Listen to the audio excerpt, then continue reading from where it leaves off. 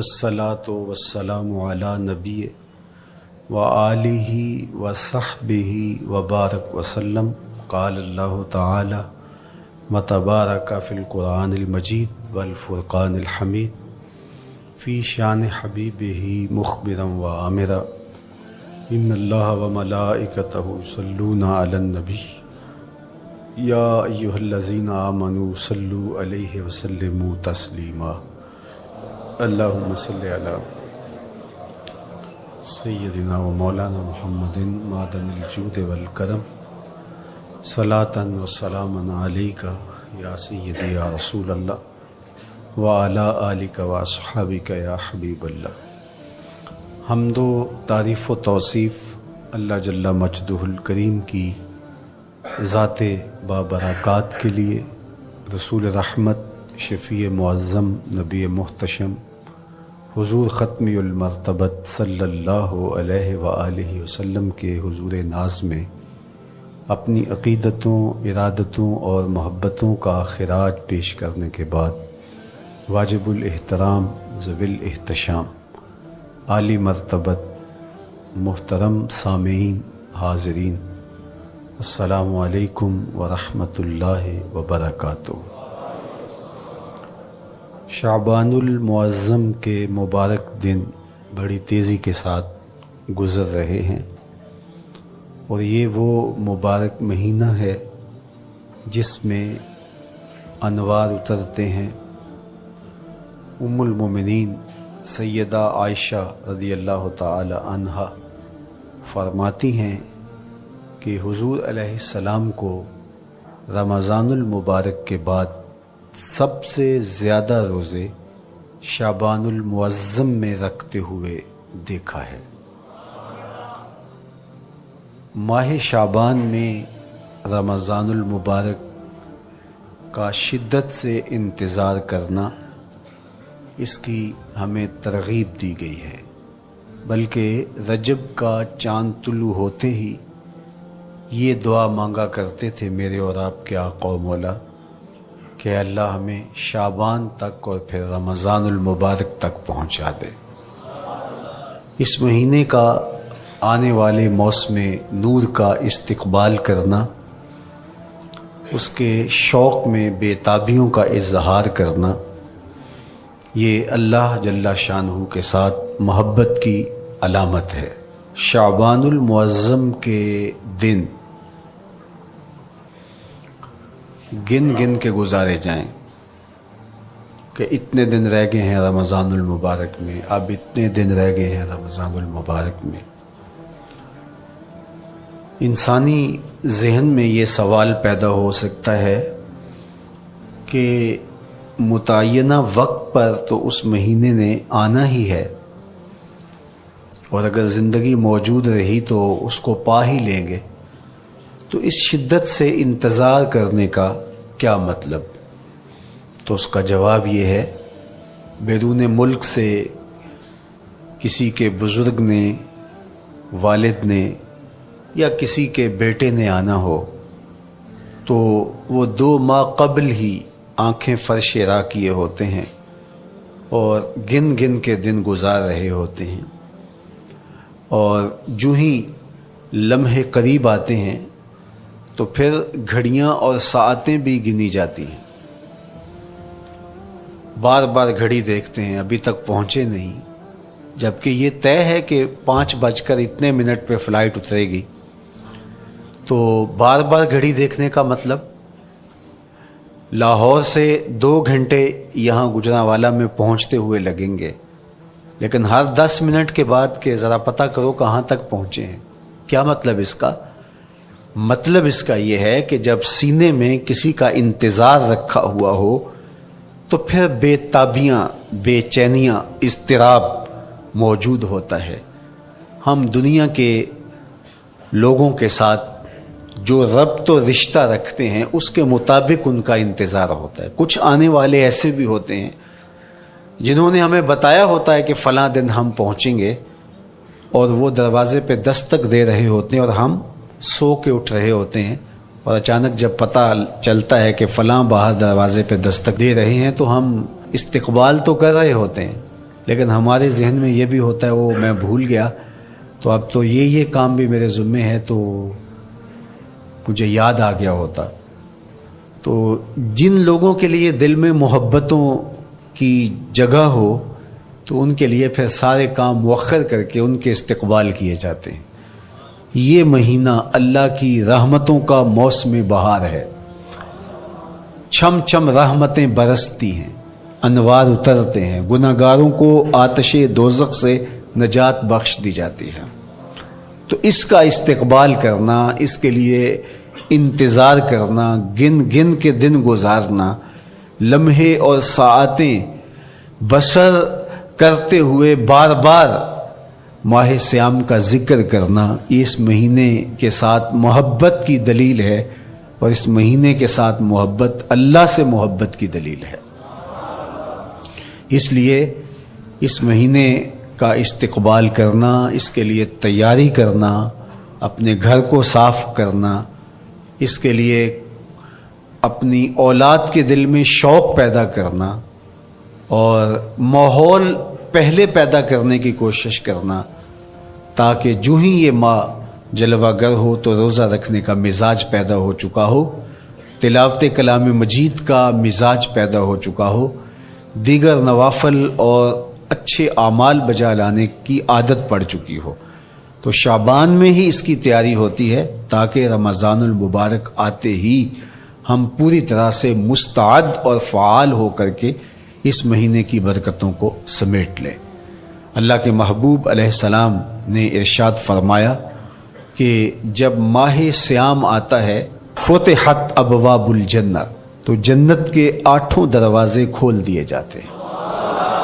جنت تو اللہ جل شانہ کی کرم نوازیوں کا ایک ایسا خوبصورت منظر ہے کہ آج تک نہ کسی آنکھ نے اس کو دیکھا، نہ کسی کان نے سنا، اور نہ اس کا کوئی تصور کر سکتا ہے، ایسی خوبصورت بنائی ہے۔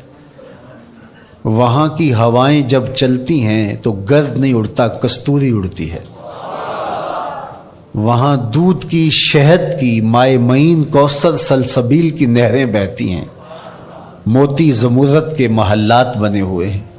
وہ خوبصورت محل اور وہ خوبصورت جنت کا ماحول، لیکن اس کے باوجود اس خوبصورت جنت کو، مرصع جنت کو، نظیف ترین بقعۂ رحمت کو 11 ماہ تک رنگ و روغن کیا جاتا ہے رمضان المبارک کے استقبال کے لیے، اور جب یہ مہینہ آتا ہے تو اس کے دروازے کھول دیے جاتے ہیں، اور جنت کے 8 دروازوں میں سے ایک دروازے کا نام باب الریان رکھا گیا ہے، جو صرف روزہ داروں کے اعزاز و تکریم کے لیے ہے۔ روزہ دار اس دروازے سے گزر کے جنت جاتے ہیں۔ تو آپ اندازہ کیجئے کہ اللہ نے اس ماہ مبارک کو کیا عزت دی ہے، کیا پروٹوکول دیا ہے، کیا تکریم بخشی ہے کہ نبیوں کا امام، امام المرسلین، خاتم الانبیاء، محبوب خدا اس مہینے کے لیے منتظر رہتے کہ یہ مہینہ آنے والا ہے، یہ مہینہ آنے والا ہے۔ حضرت سیدنا سلمان فارسی رضی اللہ تعالی عنہ فرماتے ہیں کہ شعبان کی آخری تاریخ کو حضور نے ایک خطبہ ارشاد کیا۔ بعض علماء نے کہا کہ یہ شعبان کا آخری جمعہ تھا، یا ہو سکتا ہے کہ آخری جمعہ 29 شعبان کو ہی ہو۔ تو رمضان المبارک سے قبل حضور نے یہ خطبہ ارشاد کیا، جو مختلف کتب احادیث میں موجود ہے۔ یا ایھا الناس، اے لوگو، قد اظلکم شہر عظیم، اللہ نے تمہارے اوپر ایک بہت پاکیزہ، پر نور، عالی مرتبت مہینہ سایہ فگن کر دیا ہے۔ شہر فیہ لیلۃ خیر من 1000 شہر، اس مہینے میں ایک ایسی رات ہے جو 1000 مہینے سے بہتر ہے۔ جعل اللہ صیامہ فریدہ و قیام لیلۃ تطوع، اس مہینے کے دن کے روزے فرض قرار دیے گئے اور راتوں کا قیام نفل بنایا گیا۔ تراویح کی صورت کے اندر راتوں کے قیام کا ماحول پیدا ہوتا ہے، صلاۃ اللیل پڑھی جاتی ہے، نوافل پڑھے جاتے ہیں کثرت کے ساتھ۔ یہ اس مہینے کی شانیں ہیں، یہ اس مہینے کی رونقیں ہیں۔ اس مہینے میں اللہ تعالیٰ نے خاص کرم نوازیاں عطا کی ہیں اہل ایمان کو۔ وَمَن تَقَرَّبَ فِيهِ بِخَصْلَةٍ مِّنَ الْخَيْرِ كَانَ كَمَنْ أَدَّى فَرِيضَةً فِيمَا سَوَاهُ۔ ایک نفل کا ثواب ایک فرض کے برابر اس مہینے میں کر دیا جاتا ہے۔ وَمَنْ أَدَّى فَرِيضَةً كَانَ كَمَنْ أَدَّى 70 فَرِيضَةً فِيمَا سَوَاهُ۔ اور اگر کوئی ایک فرض ادا کرتا ہے تو اس کو 70 فرائض کا ثواب ملتا ہے۔ اس قدر نیکیوں کا اجر بڑھا دیا جاتا ہے، ان کی قیمت بڑھا دی جاتی ہے اس مہینے میں۔ اور پھر ارشاد فرمایا وَهُوَ شَهْرُ الصَّبْرِ، یہ صبر کا مہینہ ہے۔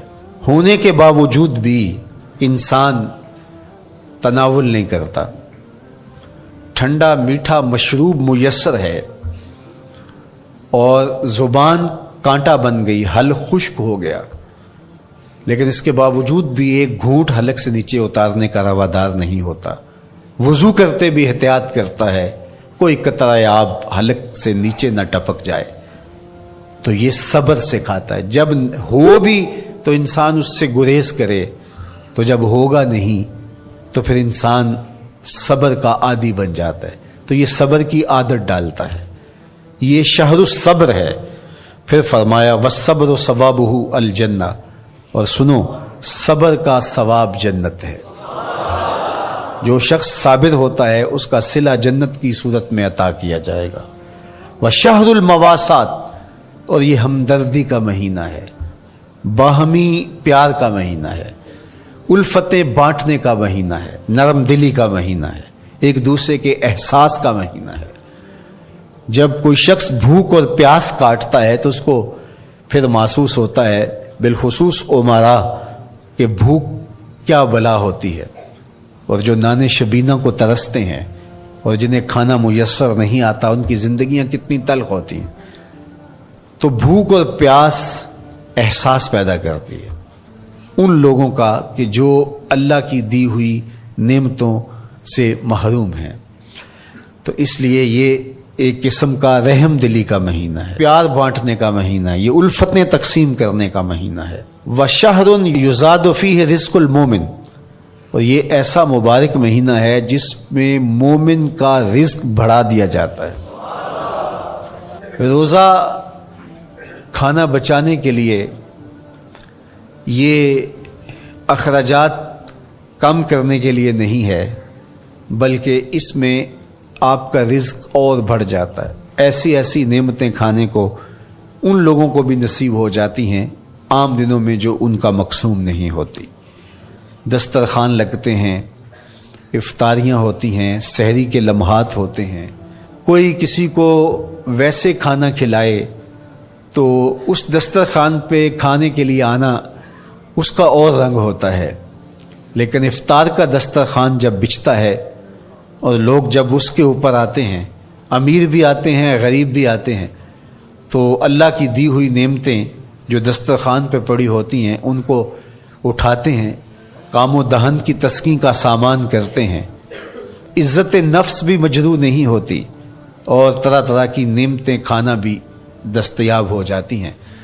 تو یہ ایک مہینہ ہے مواسات کا، اس میں رزق بڑھ جاتا ہے، غرباء تک بھی اللہ کی نعمتیں وہ پہنچتی ہیں جو عام دنوں میں ان کو میسر نہیں ہوتی، اور امراء بھی نعمتوں کا لطف لیتے ہیں، نعمتوں کا مزہ انہیں آتا ہے، اس لیے کہ بھوک کاٹنے کے بعد جب ان کو نعمت میسر آتی ہے تو پھر انہیں احساس ہوتا ہے۔ جو شخص ہر وقت سیراب رہتا ہے تو اس کو کیا پتا کہ شدید بھوک کے بعد کھانے کا لطف کیا ہوتا ہے۔ سخت پیاس کے بعد میٹھا اور ٹھنڈا مشروب جب رگوں کو تر کرتے ہوئے معدے تک پہنچتا ہے تو اس کی تراوت، اس کی ٹھنڈک، اس کی لذت، اس کا کیف و سرور، اس کی عذوبت کس طرح راحت بخشتی ہے۔ اسی لیے میرے اور آپ کے آقا و مولا نے ایک دوسرے مقام پہ ارشاد فرمایا للصائم فرحتان، فرحت عند فطرہ و فرحت عند لقاء ربہ۔ روزے دار کے لیے دو خوشیاں ہیں، ایک خوشی اسے تب ملتی ہے جب وہ روزہ افطار کرتا ہے، وہ لمحے مسرتوں کے ہوتے ہیں، ایک روحانی احساس ہوتا ہے، اتنا لمبا دن، اتنا سخت دن، گرمی کی شدت، مالک تیرا شکر ہے لمحہ اختتام پہنچا اور یہ اتنا لمبا دن تیرے حکم کی تعمیل کرتے ہوئے بسر ہو گیا۔ ایک تو روزہ کھولتے ہوئے وہ ایک سرشاری ہوتی ہے، وہ ایک لذت ہوتی ہے، روحانی تسکین ہوتی ہے۔ آج کل وہ افطار کے دسترخوان لگتے ہیں تو جس طرح ہمارے سارے معاملات جو ہیں وہ ملوث ہو گئے ہیں ریا سے، تصنع سے، اس طرح افطار بھی ایک فیشن کے طور پہ فروغ پا رہی ہے۔ تو اس میں امراء کو اور شخصیات کو بلایا جاتا ہے اور ایسے لوگ کثرت کے ساتھ ہوتے ہیں جن کا روزہ بھی نہیں ہوتا، تو پھر ظاہر ہے رسماً تو اتنی دیر تک وہ کچھ نہیں اٹھا سکتے جب تک اذان کی آواز نہیں آتی، افطار کے لمحے نہیں آتے۔ تو اس وقت جو روزہ دار ہوتا ہے جب وہ مشروب لے رہا ہوتا ہے، جب وہ کوئی لقمہ اتار رہا ہوتا ہے، تو اس کی جو فرحت ہوتی ہے، اور جس نے روزہ نہیں رکھا اور وہ بھی افطار کے دسترخوان پہ بیٹھا ہے، تو کیا اس کو کوئی روحانی حظ، کوئی سرور، افطار کے لمحوں کا کوئی لطف مل سکتا ہے؟ وہ بیچارہ کتنا بے چین ہوتا ہوگا کہ یہ شخص ہے کمزور ہے، سارا دن مزدوری کر کے آیا ہے اور اس کا بھی تو سارا دن گزر گیا بھوک اور پیاس سے، اور میں صحت مند ہوں اور سارا دن ٹھنڈے ماحول میں رہا ہوں اور مجھے توفیق نہیں ملی، تو وہ گھونٹ کتنے مشکل اس کے لیے ہوتے ہوں گے۔ اور روزہ دار کے لیے کس قدر وہ آسودہ بخش لمحے ہوتے ہیں کہ جب اس کو یہ مسرت ہو رہی ہوتی ہے کہ مالک تیرا شکر، گرم موسم، زباں کانٹا، حلق خشک، اور تو نے تکمیل تک لمحے پہنچائے اور میرا دن خیریت سے گزر گیا، تو وہ اس کے لیے ایک خوشی کا لمحہ، روحانی مسرت کی کیفیت۔ اور دوسری کہ جب وہ ٹھنڈا اور میٹھا مشروب، سارے دن کی سوکھی ہوئی زبان اور خشک حلق، اور انسان کی جو ہے وہ رگیں بھی، انتڑیاں بھی خشک ہو چکی ہوتی ہیں، تو ٹھنڈا اور میٹھا مشروب جب انسان کے معدے کی طرف بڑھ رہا ہوتا ہے، زبان بولے نہ بولے، ایک ایک رواں اللہ کی حمد بول رہا ہوتا ہے، اور تشکر انسان کے رگو ریشہ سے ادا ہو رہا ہوتا ہے، اور اس کی کیفیت، اس کی سرشاریاں، اس کی لذتیں وہ دیکھنے کی ہوتی ہیں۔ تو کہا للصائم فرحتان، روزے دار کو تو ایک فرحت اس وقت ملتی ہے عند فطر ہی، جب وہ روزہ کھولتا ہے، روحانی فرحت بھی، جسمانی فرحت بھی۔ وفرحۃ عند لقاء رب، اور دوسری فرحت اور دوسری خوشی اسے تب ملے گی جب اس روزے کے صلے میں اللہ تعالیٰ اپنے رخ انور سے پردہ اٹھا دے گا اور روزہ دار کو اپنے دیدار کی دولت عطا کرے گا، تو وہ پھر منظر دیکھنے والا ہوگا، روزہ دار کی آنکھیں ٹھنڈی ہو جائیں گی۔ اصل افطار تو وہ ہوگی نا، اللہ اکبر، اصل تو شربت دیدار ملے گا جو روح کی پیاس بجھا دے گا، جو من کی بھوک مٹا دے گا۔ تو کہا للصائم فرحتان، فرحۃ عند فطرہ وفرحۃ عند لقاء رب، روزہ دار کے لیے دو خوشیاں ہیں، ایک خوشی وہ ہے جب اس کے جسم کی پیاس بجھتی ہے، اور ایک خوشی تب ملے گی جب روح کی بھوک مٹے گی، جب من کی پیاس بجھے گی، اور پھر وہ سرشاریوں کے عالم میں دیکھتا ہی چلا جائے گا، اور وہ سیراب ہی نہیں ہو پائے گا کہ میں ان دو آنکھوں سے دیکھ رہا ہوں، کاش کہ لو لو دے مڈ لک لک چشمہ، ایک کھولا تے ایک کجا ہوں۔ وہ اس آرزو میں ہوگا کہ میرا رواں رواں آنکھ بن جائے اور میں اس دیدار سے فیضیاب ہوتا چلا جاؤں۔ تو وہ کیا لمحے ہوں گے، وہ کیا گھڑیاں ہوں گی، وہ کیا ساعتیں ہوں گی، کوئی لفظ نہیں ہے جن لفظوں میں ان حقیقتوں کو بیان کیا جا سکے، اس لیے کہ وہ منظر ہی وراء الورا ہوگا۔ تو روزہ دار کو فرحت ملتی ہے جب وہ روزہ کھولتا ہے۔ تو فرمایا وَشَهْرٌ يُزَادُ فِيهِ رِزْقُ الْمُؤْمِنِ، اس میں مومن کا رزق بڑھا دیا جاتا ہے۔ وَمَنْ فَطَّرَ فِيهِ صَائِمًا كَانَ مَغْفِرَةً لِذُنُوبِهِ، جس نے روزہ دار کا روزہ افطار کروایا، اللہ کے محبوب فرماتے ہیں کہ ایک تو خود روزہ رکھا، اور دوسری سعادت یہ ہے کہ ماہ صیام میں روزہ دار کا روزہ افطار کروایا۔ آپ شریعت بیضاء کو بنظر عمیق مطالعہ کر کے دیکھیں، ماہ صیام میں بہت زیادہ اس بات پہ زور دیا گیا ہے کہ روزہ افطار کرواؤ، اپنے گھر میں بیٹھ کر کے روزہ افطار کر لینا، یہ بھی سعادت مندی ہے، روزہ نصیب ہو جائے۔ لیکن اس بات پہ بہت زور دیا گیا ہے ماہ صیام میں کہ ایک ماحول پیدا ہو، لوگوں کو افطار کروائیں تاکہ تمام لوگوں تک اللہ تعالیٰ کی نعمتیں پہنچیں اور لوگوں تک جو ہے وہ رمضان المبارک کی برکتیں پہنچیں۔ تو ارشاد فرمایا ومن فطر فیہ صائمن، جس نے روزے دار کا روزہ افطار کروایا، کانا مغفرۃ لذنوبہ، تو وہ افطار کروانے والوں کے گناہوں کی بخشش کا ذریعہ بن جائے گا۔ یہ افطاری گناہوں کی مغفرت کا سبب بن جائے گی۔ وَعِتْقَ رَقْبَتِهِ مِنَ النَّارِ، اور آتش دوزخ سے گردن کی آزادی کا مجدہ جاں فضا بن جائے گا یہ امر کہ اس نے کسی کا روزہ افطار کروایا۔ وَقَانَ لَهُ مِثْلُ أَجْرِهِ مِنْ غَيْرِ أَنْ يَنْقُصَ مِنْ أَجْرِهِ شَيْءٌ، اور روزہ افطار کروانے والے کو روزہ رکھنے والے جتنا اجر ہی دیا جائے گا، لیکن روزہ رکھنے والے کے اجر میں بھی کوئی کمی نہیں واقع ہوگی۔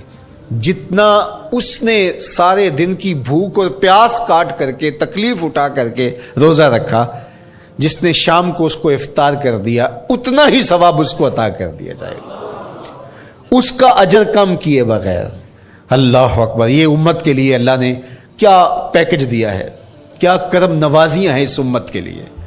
آقا کریم نے ارشاد فرمایا ایک شخص صبح سے لے کے ظہر تک مزدوری کرتا ہے، اس کو ایک قیراط دیا جاتا ہے، اور ایک شخص ظہر سے لے کر عصر تک مزدوری کرتا ہے، اس کو بھی ایک قیراط دیا جاتا ہے، اور ایک عصر سے لے کر مغرب تک مزدوری کرتا ہے، اس کو 2 قیراط دیے جاتے ہیں۔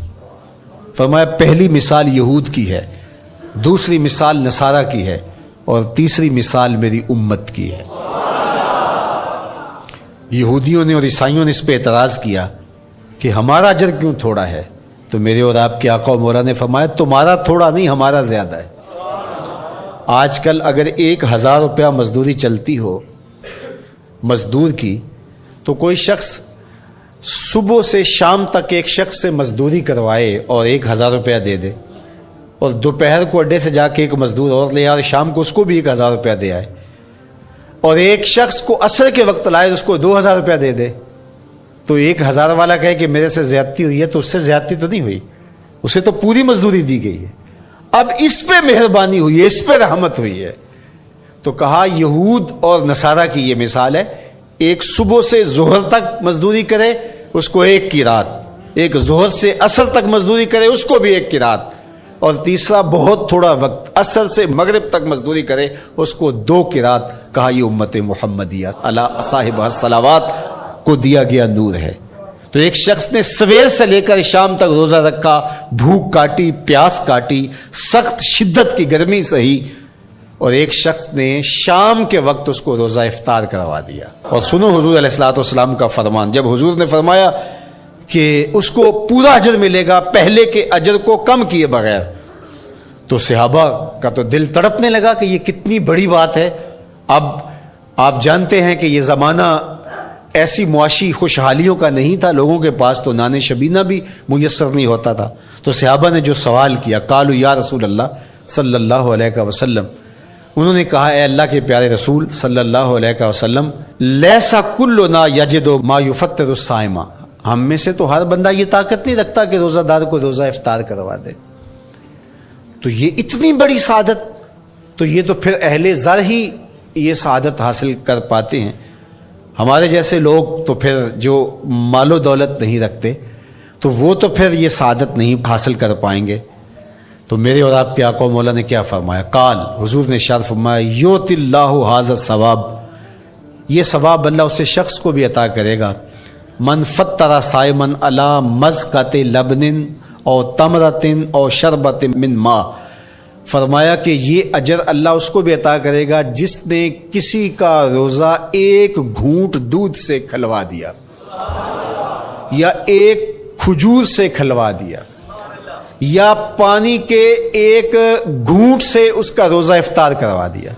لازمی نہیں ہے کہ دسترخوان سجا ہو، انواع اقسام کے کھانے پڑے ہوں اور وہ افطاری ہی افطاری قرار پائے گی، جس نے کسی کو وہاں باہر ٹوٹیوں سے پانی کا گلاس بھر کے، کٹورا بھر کے سادہ پانی بھی پیش کر دیا تو اس کو بھی ثواب مل جائے گا۔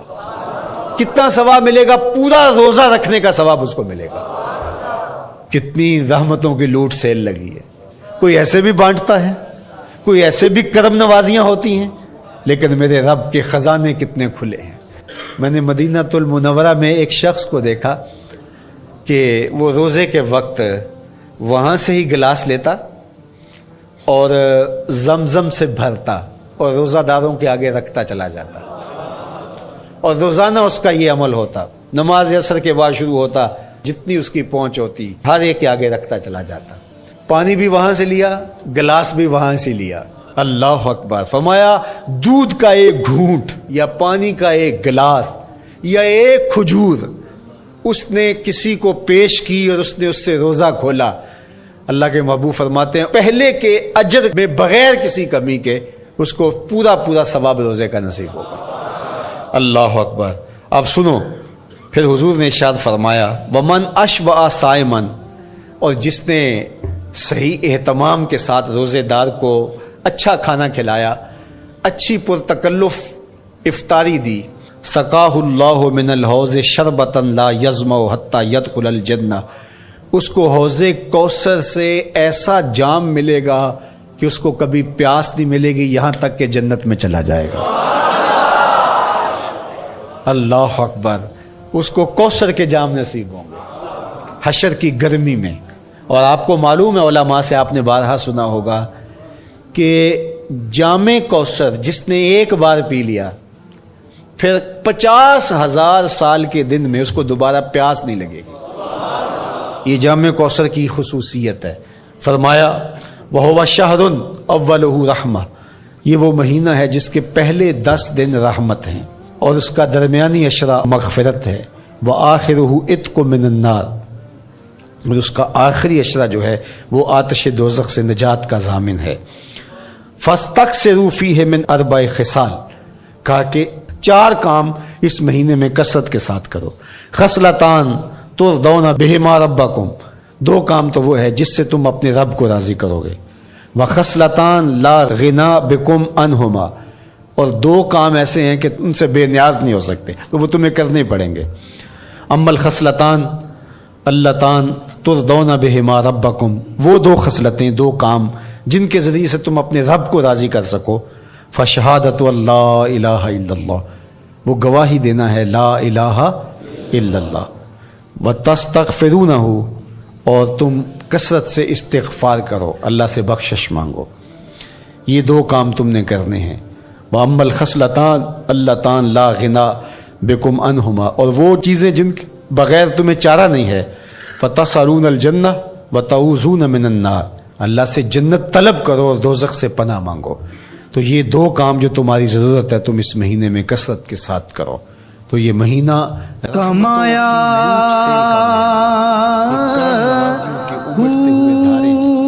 یہ سیل رحمت ہے جو کہ من کی سیرابی کا سبب و ذریعہ ہے۔ خوش نصیب ہے نام بھج مسیح وڑیا، تاکہ بچوں میں یہ شوق پیدا نا تسبا رمضان المبارک سے قبل ہی رمضان المبارک کی تیاریاں شروع کر دیا کرتے تھے۔ اس وقت گھر میں شربت تیار ہوا کرتے تھے گڑ کے، اور وہ پہلے ہی مائیں گھر میں تیاری کرنا شروع کر دیا کرتی تھی۔ ایک شوق پیدا کرنا مقصود ہوتا ہے۔ تو کچھ چیزیں ایسی ہیں کہ آرڈر لکھیں اور 1 سیکنڈ میں گھر پہنچ جائے، لیکن کچھ چیزیں یہ جو ہے وہ تیار کرنی چاہیے، شوق پیدا ہو گھروں کے اندر۔ ماؤں کو چاہیے کہ افطاری کو اہتمام کے ساتھ تیار کریں تاکہ بچوں کو شوق پیدا ہو، اور یہ ایک ماحول پیدا ہو، قرآن مجید کی تلاوت کا ماحول پیدا ہو، جاگنے سونے کے جو ہے وہ شیڈول مرتب کیے جائیں، مساجد کی آبادی کا سامان کیا جائے۔ پچھلے سال تو بڑا اداس رمضان گزرا، اس لیے کہ کرونا کے حوالے سے جس طرح ملکی حالات تھے وہ آپ کے سامنے تھے۔ اس مرتبہ الحمدللہ اس طرح کے حالات نہیں ہوں گے، کچھ SOPs کو آپ کو فالو کرنا ہوگا، لیکن مسجدوں کی انشاءاللہ رونقیں بحال رہیں گی۔ اور صلاۃ و تراویح اور سحر و افطار کے لمحے، نوافل، تسبیحات، اذکار، نمازوں میں 5 گانہ حاضریاں، یہ کیسا خوبصورت ماحول ہوتا ہے، رحمتیں برس رہی ہوتی ہیں، انوار اتر رہے ہوتے ہیں، اور وہ کیا خوبصورت لمحے ہوتے ہیں اور کیا گھڑیاں ہوتی ہیں۔ انشاءاللہ امسال مرکز مصطفیٰ کے اندر صلاۃ التراویح کے لیے خاص طور پہ ہم اہتمام کر رہے ہیں۔ میری آرزو تھی کہ جب مرکز کی تکمیل ہو تو پھر رمضان المبارک کا اہتمام کے ساتھ جو ہے وہ ہم انتظام و انصرام کیا کریں گے، چونکہ اس سے قبل بہت سارے تعمیراتی کاموں کی وجہ سے ہم الجھے رہتے تھے، لیکن اللہ کے فضل سے اب مرحلہ اول کی تکمیل ہو گئی اور مرحلہ ثانی کی طرف ہم بڑھنے والے ہیں۔ تو اس رمضان المبارک کے اندر ہمارے لیے بیٹھنے کی جگہ، خواتین کے لیے انتظام، افطار کے لیے، سحر کے لیے، دوستوں کے لیے انشاءاللہ خوبصورت اہتمام ہوگا۔ بہت اچھے قاری قرآن جو ہے وہ صلاۃ التراویح پڑھائیں گے، تو وہ میٹھے اور دل آویز لہجے اور مرکز کا ماحول، انشاءاللہ ذکر و فکر کے حلقے بھی ہوں گے، دروس قرآن کے حلقے بھی ہوں گے، تو ایک ماحول انشاءاللہ پیدا ہو، اور انشاءاللہ میں بھی آپ کے ساتھ ماہ صیام میں موجود رہوں گا، افطار کے لمحوں میں بھی، سحر کے لمحوں میں بھی، تراویح میں بھی، نمازوں میں بھی انشاءاللہ۔ اور پھر جب ہم ہوں گے تو ماہ صیام ہوگا، رحمت کی گھڑیاں ہوں گی، اترتے ہوئے انوار ہوں گے، محبتوں کا ہجوم ہوگا، افطار کے میلے ہوں گے، سحری کے خوشگوار لمحے ہوں گے، قرآن کی دل نواز صدائیں ہوں گی، اور مرکز مصطفیٰ کا نورانی پرکیف سربدی ماحول ہوگا۔ کہ اے تن رب دا سچا حجرا،